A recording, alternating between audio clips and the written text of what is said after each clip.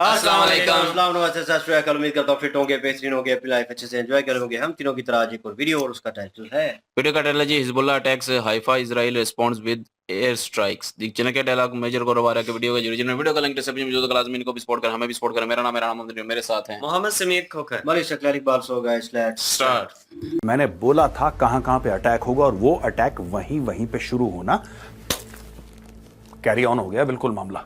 यहां पे लोग कह रहे हैं कि खाक हो गया हमास। हमास कह रहा है हम खाक से दोबारा जिंदा हो जाएंगे। इमैनुअल मैक्रोन जो फ्रांस का प्रेसिडेंट है वो कहता है कि नहीं यार हम तुम्हें हथियार देंगे, तुम वहां पे सिविलियंस को मार रहे हो। इजराइल ये कह रहा है कि यार हमास को कोई कुछ नहीं कह रहा, हिजबुल्लाह को कोई कुछ नहीं कह रहा, ये तुम्हारे बड़े सगे बड़े लाडले बन गए, हम सिविलियंस को मार रहे हैं, ये सिविलियंस के बीच में रहते हैं इसलिए वहां पे कोलैटरल डैमेज हो रहा है। बेंजामिन नेतन्याहू ने बड़ा कड़क जवाब दिया है। इसने बोला है कि तुम्हें शर्म आनी चाहिए, you should be ashamed of yourself. कि क्या कर रहे हो तुम? हम तुम्हारी लड़ाई भी लड़ रहे हैं यार, दुनिया भर की लड़ाई लड़ रहे हैं। We are fighting against the forces of darkness. The world must support us. Iran को अगर ऐसा लगेगा कि उसके ऊपर खतरा है तो ईरान दुनिया को एक मैसेज देने के लिए एक न्यूक्लियर टेस्ट कर सकता है। इसका मतलब कि ईरान का न्यूक्लियर प्रोग्राम उस लेवल पे पहुंच गया है। वो कहता हमारे बंदे मरवा दिए, पाकिस्तान कहता है पैसे दे दो, कह रहे पैसे हमारे बंदे मरवा दिए, कहता और दे दो।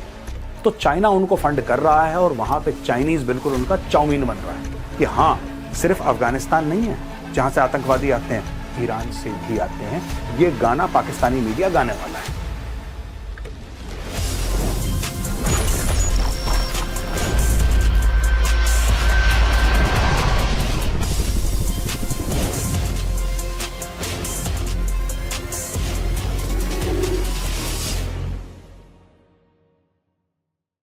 जय हिंद दोस्तों, मैं हूं मेजर गौरव आर्य और आप देख रहे हैं तो चाणक्य डायलॉग्स। इस वीडियो को लाइक करिए, हमारे चैनल को सब्सक्राइब करिए, बेल आइकन दबाना बिल्कुल मत भूलिएगा। दोस्तों यहां पे जो हो रहा है ना पूरे इस एरिया में, आज मैं आपको बताऊंगा और जो मैंने भविष्यवाणी करी थी वो सच हो गई। मैंने बोला था कहां कहां पे अटैक होगा और वो अटैक वहीं वहीं पे शुरू होना कैरी ऑन हो गया बिल्कुल मामला। ठीक है दोस्तों, ये देखिए, ये जो हम लोग कह रहे हैं ईरान, राइट, ईरान यहां पे सीरिया में जो कर रहा है, जॉर्डन में कर रहा है, इराक में कर रहा है, सऊदी अरब के अंदर करने की कोशिश कर रहा है, यमन में तो ऑब्वियसली होती है ही उसके पास। इस पूरे एरिया में दबाव डालने की कोशिश कर रहा है। ऊपर इसका हिजबुल्लाह है, इधर उसका हमास है। और जैसा मैंने आपको कल बताया था कि हमास ने रॉकेट की फायरिंग कर दी है इसराइल के ऊपर गाजा पट्टी से। अच्छा, यहां पे लोग कह रहे हैं कि खाक हो गया हमास। हमास कह रहा है हम खाक से दोबारा जिंदा हो जाएंगे। हमास वालों को सिर्फ यह बात बताना चाहता हूं कि बेटा तुम तो मारे जाओगे, लेकिन जो तुम्हारे आका हैं ईरान में वो तो मजे मार रहे हैं यार, वो तो मजे मार रहे हैं। उनको थोड़ा ना कोई दिक्कत है, वो बैठा है अपने महल में, वो अय्याशियां कर रहा है और तुमसे कह रहा है जाओ जिहाद फी सबीलिल्लाह। ठीक है, ठोको सानू की है जी। अब मैंने बोला था भाई ये अटैक यहां पे होना तय है, यहां पे अटैक होगा और आपका यहां से भी अटैक होगा। इसके जियोपॉलिटिकल कारण हैं दोस्तों। ये जो समुंदर है यहां पे अमेरिका का नेवी का कैरियर फ्लीट है, यानी कि यहां पे सबमरीन्स हैं, यहां पे एयरक्राफ्ट कैरियर तो है ही है, यहां पे हवाई जहाज हैं, यहां पे हेलीकॉप्टर्स हैं, यहां पे फ्रिगेट्स हैं, यहां पे डिस्ट्रॉयर्स हैं, यहां पे प्रॉपर अमेरिकन नेवी आ चुकी है। अच्छा जी, अब हाइफा के ऊपर अटैक है। हाइफा के ऊपर अटैक क्यों? इसका कारण क्या है? ये कारण समझने की जरूरत है। जैसा मैंने आपको बताया, जो हाइफा है वो एक बहुत इंपॉर्टेंट पोर्ट है। यहां पे अमेरिकन नेवी भी आके डॉक करती है। कुछ साल पहले गौतम अडानी की और चीनियों की लड़ाई हुई थी हाइफा पोर्ट लेने के चक्कर में। इसने बोला मेरी ये बाजी, चाइना ने बोला मेरी ये दांव में लगाता हूं, उसने बोला ये मेरा दांव है, उसने बोला मैं इसकी बाजी लगाता हूं। एंड में गौतम अडानी जीत गया। और जो हाइफा पोर्ट है दोस्तों, ये चीनियों को बहुत खटकता है। चीनी पैसे देते हैं ईरान को, ईरान पैसे देता है हिजबुल्लाह और हमास को। भारत का अगर यहां पे रसूख कम करना है, भारत का इन्फ्लुएंस कम करना है, तो बहुत जरूरी है कि हाइफा के ऊपर हमला करें। और हाइफा के ऊपर हमला होगा। ये अपने प्रॉक्सीज का इस्तेमाल करके, हिजबुल्लाह और हमास का इस्तेमाल करके हाइफा के ऊपर अटैक करेंगे, जैसा मैंने बोला था, और अटैक हो गया है। अब मैं आपको एक दो और बातें बताता हूं। इन्होंने अटैक करा है यहां पे 1 घंटे के अंदर 100 से ऊपर इजराइल के एयरक्राफ्ट ये गए और इन्होंने इस पूरे एरिया को धुआं धुआं कर दिया। मोर देन 100 एयरक्राफ्ट इजराइल के ठोको। उन्होंने अपने F-16 भेजे, F-35 भेजे, धुआं धुआं कर दिया पूरा का पूरा एरिया। यहां से बार बार रॉकेट की फायरिंग की, हम लोग खबरें सुन रहे हैं कि रॉकेट फायर हो रहे हैं यहां पे, and they are firing all along this axis. यहां से भी फायर कर रहे हैं, यहां से फायर कर रहे हैं, यहां से। देखिए साहब, ये जो है ना, ये पूरा का पूरा एरिया, पहले यहां पे अटैक हुआ था बियरशेवा में, हमने आपको बताया था। अब इस पूरे इलाके में ये लोग अपने अटैक करने की बात कर रहे हैं। जॉर्डन, याद रखिएगा, जॉर्डन बड़ा इंपॉर्टेंट प्लेयर है और इजराइल का समर्थन करता है। वो जॉर्डन भी कहता है कि पैलेस्टीनियंस को अपना देश मिलना चाहिए, ऐसी बात नहीं है, लेकिन जॉर्डन एक हद तक इजराइल का सपोर्ट करता है। आज की तारीख में जॉर्डन भी हाई अलर्ट पे है। जॉर्डन ने धीरे धीरे अपने बॉर्डर्स ब्लॉक करने की पूरी कोशिश करी है, क्योंकि फिलिस्तीनी घुसने की कोशिश कर रहे हैं जॉर्डन में, और पिछली बार जब घुसे थे तब इन्होंने जॉर्डन के अंदर बड़ा कलेश करा था। तो साहब, ये जो है Jordan, this is on state of high alert. अब दोस्तों, एक और बात मैं आपको बताता हूं कि यहां पे जो इजराइल ने सोचा था एग्जैक्टली वैसा नहीं हुआ है। यहां पे जो पैसा है ईरान ने और डाला है, हथियार ईरान ने और डाले हैं, और इस पूरे एरिया में और आपके जो वेस्ट बैंक का एरिया है, ठीक है जी, और आपकी जो गाजा पट्टी का एरिया, ये पूरा इवन दिस इज जेरूसलम, यहां पे आसपास फाइटिंग इंटेंसिफाई हो रही है। लोग लोन वुल्फ अटैक्स कर रहे हैं। अकेला एक बंदा आया, पिस्टल से लेकर 2-3 को गोली मार दी, एक की हत्या कर दी। ये सारी की सारी चीजें हो रही हैं, और खास तौर से बेरूट के आसपास अब इजरायली स्पेशल फोर्सेस रेड कर रही हैं अंदर। गाजा के अंदर तो मार पड़ ही रही है उनको। वेस्ट बैंक में एक्शन शुरू हो रहा है। ये सारी की सारी, यानी कि फाइटिंग इंटेंसिफाई हो रही है। और ये कौन सी फाइटिंग है दोस्तों? ये वो वाली फाइटिंग है जिसमें सड़क के बीच में, गलियों के बीच में, घरों के बीच में जाके वो वाली लड़ाई। ये गंदी लड़ाई है यार। इसको हम लोग फौज में कहते हैं फिबुआ, FIBUA, fighting in built up areas. और कहा जाता है कि fighting in built up areas is amongst the most difficult fights. आप एक बार घुस जाओ कंक्रीट जंगल में, फिर निकलना बड़ा मुश्किल है। यहां पे स्नाइपर, यहां पे स्नाइपर, यहां पे IED। क्लीन लड़ाई नहीं है, गंदी लड़ाई है। एक बार आप घुस गए तो फिर भाई खून खराबे के साथ ही आदमी निकलता है, अगर निकलता है तो। दोस्तों, वहां पे फ्रांस ने मना कर दिया है इजराइल को कि हम तुम्हें हथियार नहीं देंगे। फ्रांस ने मना कर दिया। इमैनुअल मैक्रों, जो फ्रांस का प्रेसिडेंट है, वो कहता है कि नहीं यार, हम तुम्हें हथियार देंगे, तुम वहां पे सिविलियंस को मार रहे हो। इजराइल ये कह रहा है कि यार, हमास को कोई कुछ नहीं कह रहा, हिजबुल्लाह को कोई कुछ नहीं कह रहा, ये तुम्हारे बड़े सगे बड़े लाडले बन गए, हम सिविलियंस को मार रहे हैं, ये सिविलियंस के बीच में रहते हैं, इसलिए वहां पे कोलैटरल डैमेज हो रहा है। फर्क है दोस्तों। जब ये लोग आते हैं, ये डायरेक्टली सिविलियंस को ही टारगेट करते हैं। मैं हमास वालों की बात कर रहा हूं, 7 अक्टूबर की मैं बात कर रहा हूं। ये गए स्पेसिफिकली सिविलियंस को। जब इजरायली फोर्सेस अंदर जाती हैं, they don't deliberately target civilians. पर अगर हमास अपने रॉकेट अस्पताल में रखेगा तो बस अस्पताल तो फूकेगा। इसमें जिम्मेदारी हिजबुल्लाह की है, इसमें जिम्मेदारी हमास की है। यहां पे अब मैं दोबारा आपको बताता हूं, यहां से अटैक है, ठीक है जी, यहां से अटैक है, यहां से अटैक है। अब इनके पास ये वाला जो एरिया है दोस्तों, ये वाला तो एरिया ब्लॉक्ड है, खैर इसकी कोई बात नहीं है। ये इजिप्ट वाला एरिया है तो इसको छोड़ दीजिए, यहां पे कोई इशू नहीं है। लेकिन यहां से डिप्लोमेटिक प्रेशर है टर्की से, राइट? और पूरा आप ये लगा लीजिए कि ये यमन हूथी का एरिया, ये पूरा इलाका, यहां पे हूथियों का इन्फ्लुएंस है। अगर कोई भी जहाज ऐसा जाता है यहां से दोस्तों इजराइल की ओर, ठीक है, सुएज कैनाल, मतलब यहां से आप गल्फ ऑफ एडन से ले लो आगे तक, हूथी उसको टारगेट करेंगे। ये हूथी मिलिशिया किसका है? ये भी ईरान का है। तो फ्रांस का मना करना कि हम आपको हथियार नहीं देंगे, ओ भाई तुम हथियार नहीं दोगे तो 10 और लोग हैं जो हथियार देंगे। बेंजामिन नेतन्याहू ने बड़ा कड़क जवाब दिया है। इसने बोला है कि तुम्हें शर्म आनी चाहिए, you should be ashamed of yourself. ये क्या कर रहे हो तुम? हम तुम्हारी लड़ाई भी लड़ रहे हैं यार, दुनिया भर की लड़ाई लड़ रहे हैं। We are fighting against the forces of darkness. The world must support us. दोस्तों, अगर हम बात करें ईरान की और ईरान के न्यूक्लियर प्रोग्राम की, तो जैसे जैसे ईरान के ऊपर प्रेशर आ रहा है, वैसे वैसे ईरान ये कह रहा है कि साहब हम जो हैं छोड़ेंगे नहीं और हम न्यूक्लियर वेपन इस्तेमाल कर सकते हैं। ऐसा ईरान बातें कर रहा है। लेकिन दोस्तों, आपको मैं ये समझा दूं कि यहां पे अर्दान एक जगह है इसके आसपास, दिस इज जनरल एरियादान।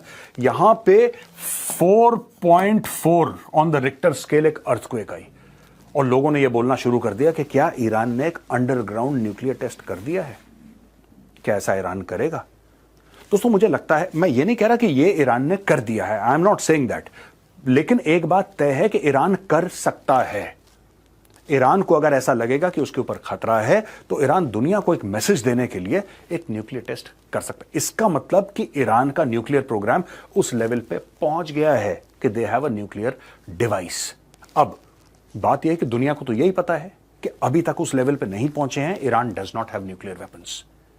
लेकिन इन मामलों में क्या पता लगता है, अगर चुपचाप किसी ने बना लिया और अपने पास रख लिया तो किसी को ऐसा नहीं पता लग सकता, तो हो सकता है ईरान ने बना के छुपा लिया हो, इसलिए ईरान इतना चौड़े में घूम रहा है। और यहां पे ईरान ने 4.4 ऑन द रिक्टर स्केल जो अर्थक्वेक आई है, that is actually an Iranian underground nuclear test that is happened, right? ऐसा लोगों का एक र्यूमर फैल रखा है सोशल मीडिया पे, मैंने सोचा आपके सामने ये भी डिस्कस करूं दोस्तों। लेकिन वहां पे ईरान के बिल्कुल पीछे पड़ता है पाकिस्तान।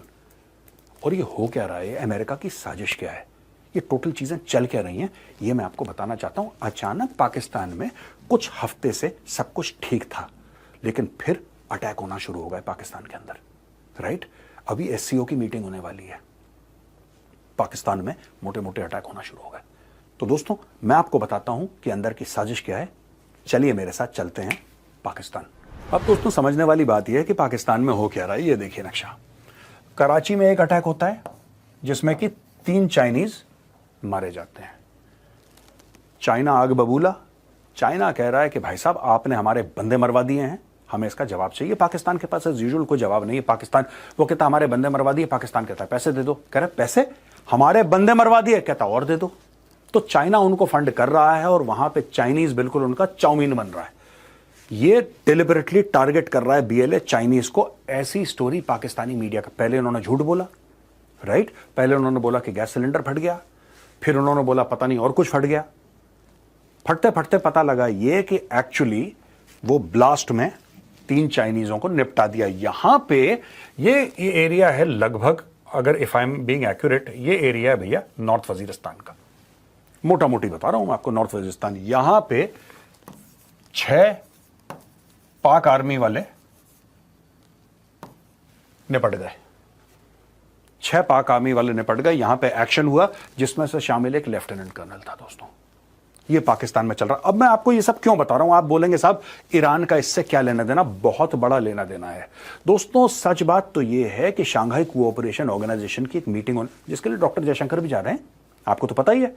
अब डॉक्टर जयशंकर वहां पे जा रहे हैं, पाकिस्तान एक माहौल बना रहा है। और मैं आपको बता रहा हूं पाकिस्तानी मीडिया, अब आप देखिएगा एक आध हफ्ते के अंदर, 2 हफ्ते के अंदर, ये वीडियो सेव कर लेना, ये होने वाला है। पाकिस्तानी मीडिया ये बोलना शुरू करेगा, कुछ कुछ खास एंकर उनके, जिसमें फीमेल एंकर भी शामिल है और मेल एंकर भी शामिल है। और ये पॉइंट बड़ा इंपॉर्टेंट है, ये मैं आपको उस दिन बताऊंगा कि मैंने मेल और फीमेल एंकर के बारे में क्यों बात करी। आज नहीं बताऊंगा, जब होगा तब मैं आपको बताऊंगा। ये वीडियो सेव कर लेना, क्योंकि यही वीडियो मैं आपको उस दिन भी दिखाऊंगा। क्या है कि ये सब अब थोड़े दिनों के बाद ये कहने वाले हैं कि यार ये जो भी कलेश हो रहा है ना, यहां से हो रहा है। ये बोलेंगे कि यहां पे ईरान में ट्रेनिंग कैंप्स हैं। पाकिस्तानी मीडिया बोलेगा कि यहां पे जो ईरान का बलूचिस्तान है, वहां से पाकिस्तान के अंदर अटैक हो रहे हैं। अब दोस्तों बात यह है कि जो कराची है ना, कराची एक जमाने में बलूचिस्तान का हिस्सा हुआ करता था। अब ये सिंध की कैपिटल है और पाकिस्तान का सबसे बड़ा शहर है, और दुनिया के जो लार्जेस्ट सिटीज हैं उनकी फहरिस्त में कराची का नाम प्रोमिनेंटली आता है। It's a huge huge city, बहुत बड़ी है कराची। लेकिन एक जमाने में कराची बलूचिस्तान का हिस्सा हुआ करता था। अब ये क्या पाकिस्तानी स्टोरी आपको सुनाने वाले हैं, ये बोलेंगे साहब कि जो पाकिस्तान में यहां पे जो एक्शन हुआ है, यहां पे जो एक्शन हुआ है, ये यहां से हो रहा है, यहां से लोग आ रहे हैं। आज तक तो ये स्टोरी बता रहे थे कि साहब अफगानिस्तान से आ रहे हैं, वो स्टोरी भी इनकी पैरेलल चलती रहेगी। लेकिन एक नई स्टोरी अब जन्म लेगी अगले 1.5-2 हफ्ते के अंदर पाकिस्तानी मीडिया और सोशल मीडिया में कि इसमें ईरान का हाथ है। आप नोट कर लो, अब ये बोलेंगे ईरान का हाथ है। ये क्यों बोलेंगे ईरान का हाथ है? ये इसलिए बोलेंगे ईरान का हाथ है क्योंकि इनको बहाना चाहिए ईरान को ठोकने के लिए। ये ईरान को क्यों ठोकना चाहते हैं? मैंने आपको बताया ना, $450 मिलियन अमेरिकन ने दिए हैं। पाकिस्तान ने अमेरिकी चूरन खा लिया दोस्तों। पाकिस्तान ने अमेरिकी चूरन खा लिया और अब जैसा अमेरिकन बोलेंगे वैसा ये करेंगे। यहां पे लिमिटेड स्ट्राइक्स होंगी अफगानिस्तान में, there will be limited strikes, but focus इनका ईरान होगा। पिछले साल की ही बात है दोस्तों, आपको पता होगा कि ईरान ने पाकिस्तान के अंदर टेरर आउटफिट्स को टारगेट करते हुए मिसाइल मारी थी, ड्रोन मारे थे, और पाकिस्तान ने जवाबी हमले में आई थिंक 7-8 बंदे मार दिए वहां पे। सिस्तान बलोचिस्तान जो कि ईरान का एरिया है, वहां पे पाकिस्तानी जेट्स गए और उन्होंने मार दिए। तो एक हिस्ट्री है, ये दोबारा रिपीट होने वाली है।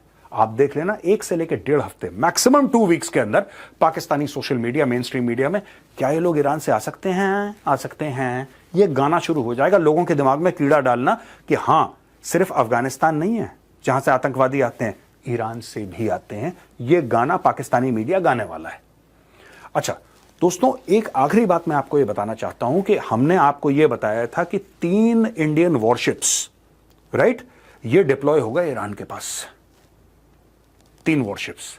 ये क्यों हुए हैं, इनका मतलब क्या है, और क्या भारत को और भी कहीं डिप्लॉय करना चाहिए?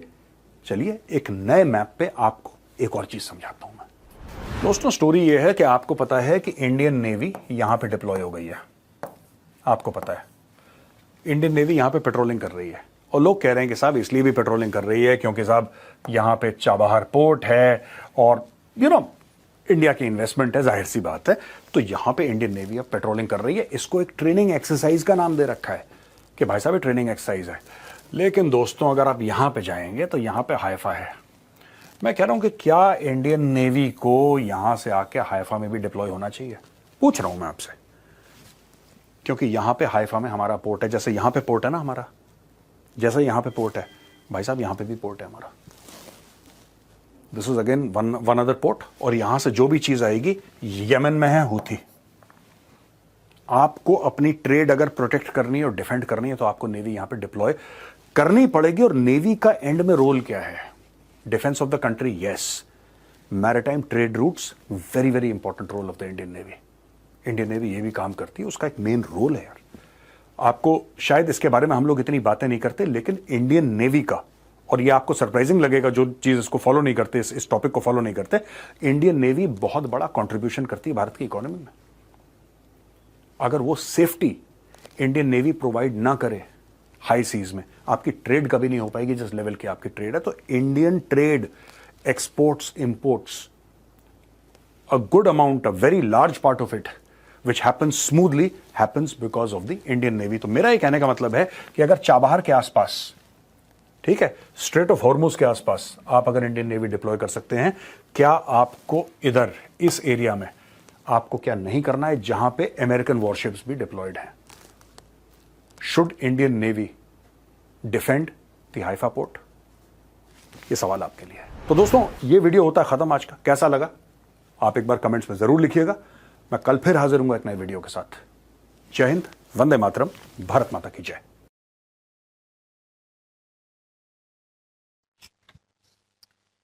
पाकिस्तान से आ रही है।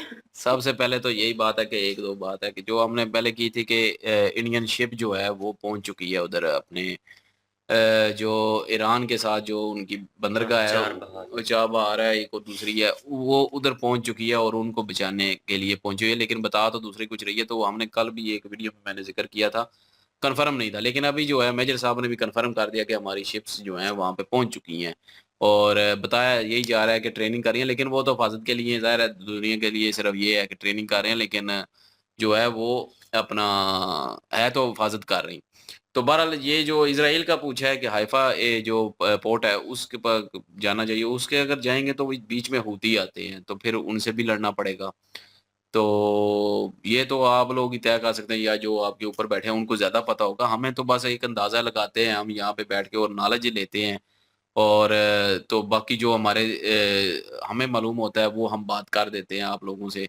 आगे वो सही हो या ना सही हो तो वो कोई पता नहीं। ईरान का इन भाई साहब ने कहा था कि उन्होंने जो है वो हमला न्यूक्लियर जो है वो टेस्ट किया है, तो वो बात भी तकरीबन जो है वो काफ़ी हद तक जो है वो ठीक हो गई, क्योंकि मेजर साहब ने जो है कंफर्म किया है। अभी उस तरह कंफर्म नहीं, लेकिन ये बताया कि ज़लज़ला आया है, वहाँ पे अर्थक्वेक आया है और ज़मीन हिली है, तो मतलब कि उन्होंने ज़मीन के अंदर जो है वो ये टेस्ट किया है, हो सकता है। अभी कन्फर्म न्यूज़ नहीं है लेकिन हो सकता है किया हो। और ये भी क्योंकि उन्होंने करना तो है, लगे हुए तो हैं वो न्यूक्लियर बनाने के लिए, और अमेरिका को यही बात खटकती है, इसीलिए तो ईरान पे हमले भी करवाने हैं।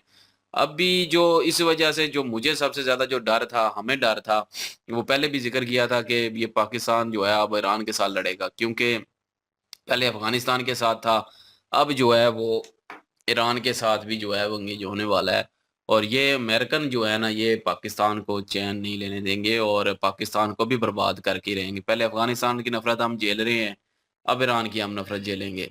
और ये एक बहाने जो है ना, ये मुझे आज से तकरीबन 3-4 दिन पहले भी जो वीडियो बनाई थी, उसमें भी यही कहा था कि मुझे जो डर है ना कि ईरान पे हमला करवाएगा पाकिस्तान के थ्रू। तो वही बात जो है मेजर साहब ने भी बोली है कि अभी कुछ दिन बाद जो है वो यहाँ से जो है वो खबरें निकलना शुरू हो जाएँगी, ये अटैक जो हो रहे हैं, ये एक माहौल क्रिएट किया जा रहा है और कहा जाएगा मीडिया पे फिर कि ये ईरान की तरफ से हमले हो रहे हैं। कि एक वजह चाहिए, ज़ाहिर है ईरान पे हमला करने के लिए वजह कोई होगी तभी ईरान से पे हमला होगा ना। ईरान को रोका जाएगा, ईरान को इधर से भी लड़ना पड़ेगा फिर।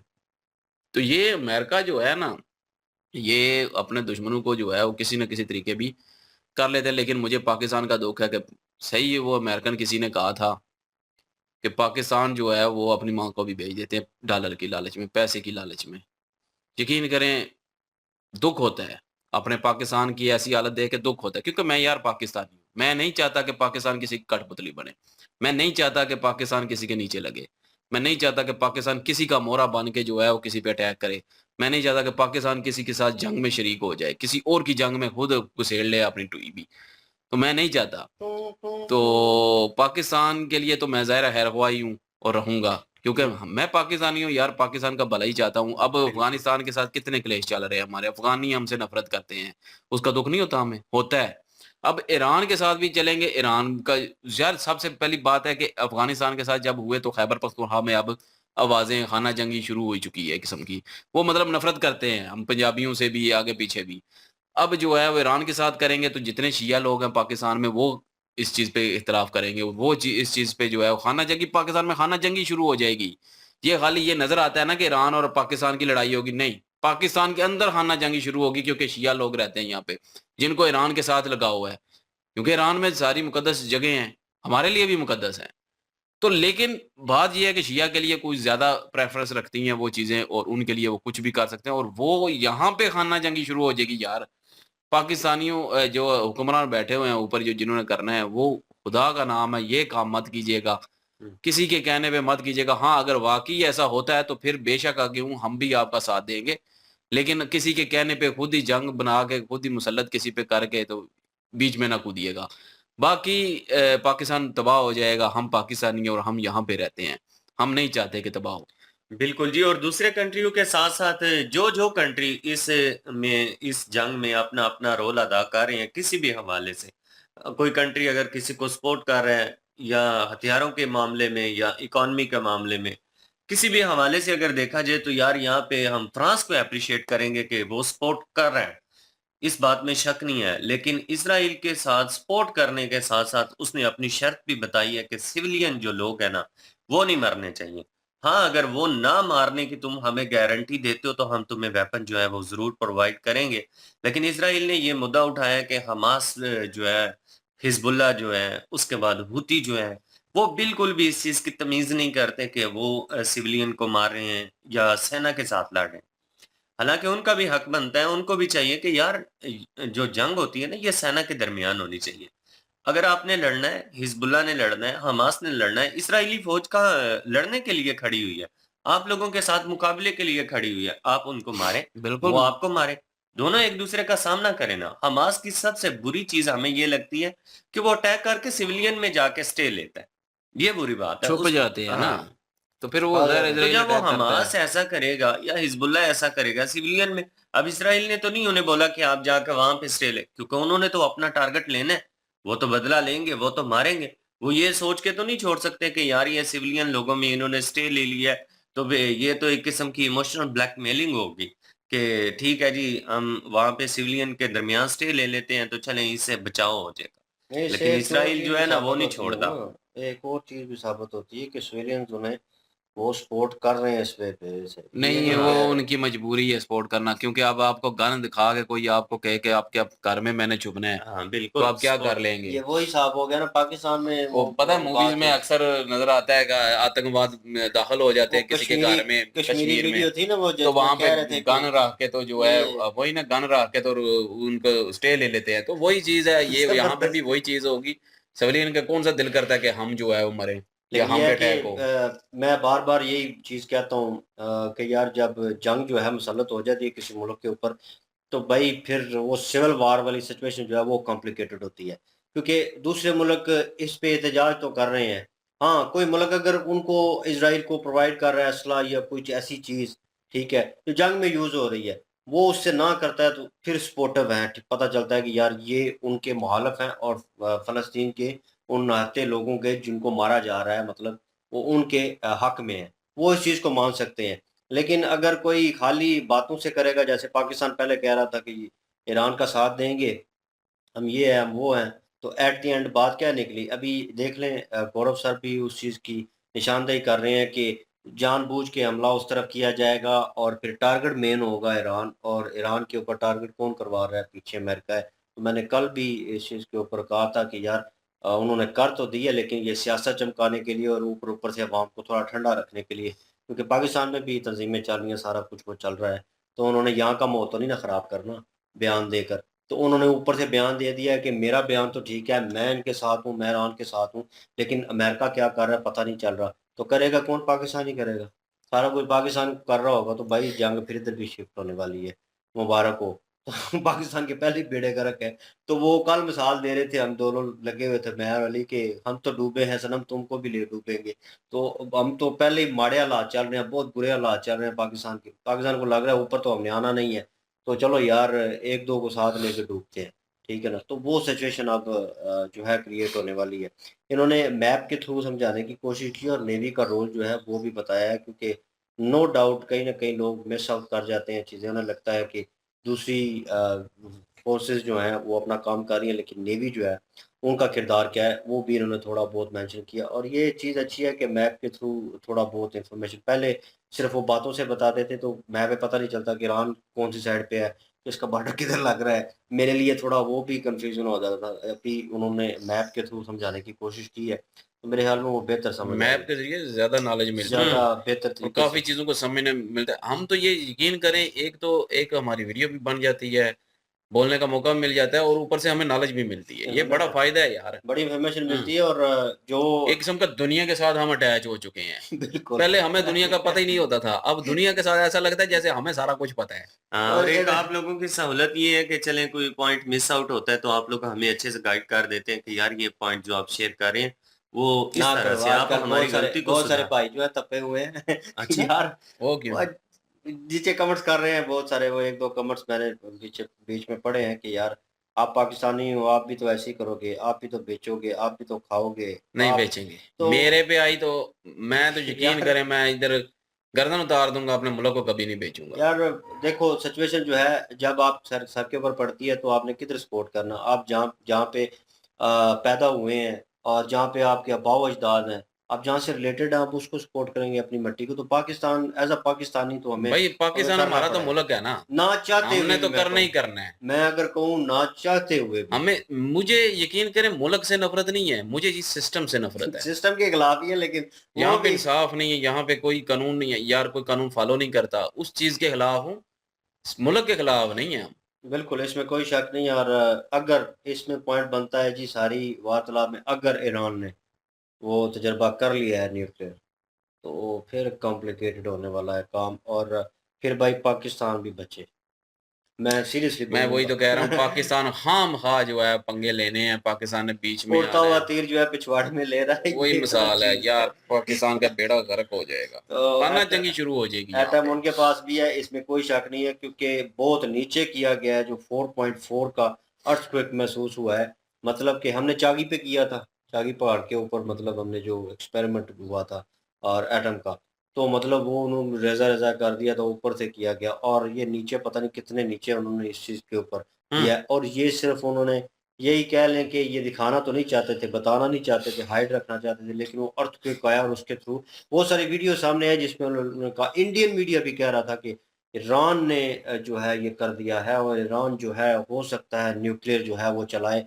और खान सर भी बीच में कह रहे थे जब न्यूक्लियर की वो वीडियो आ रही थी तो उसमें कह रहे थे कि वो जो लॉन्च किए हैं इन्होंने रॉकेट, वो जो नॉर्मल रॉकेट हैं उनमें भी वो यूज़ कर सकते थे एटम को, उनमें भी वो सलाहियत है उस चीज़ को लेके जाने की, तो उसमें भी वो यूज़ हो सकता है। तो अगर उसमें भी यूज़ हो जाता उनकी लेह में जाके वो फटे हैं, गिरे हैं, तो भाई वहाँ पे तो सब ने मरना था फिर।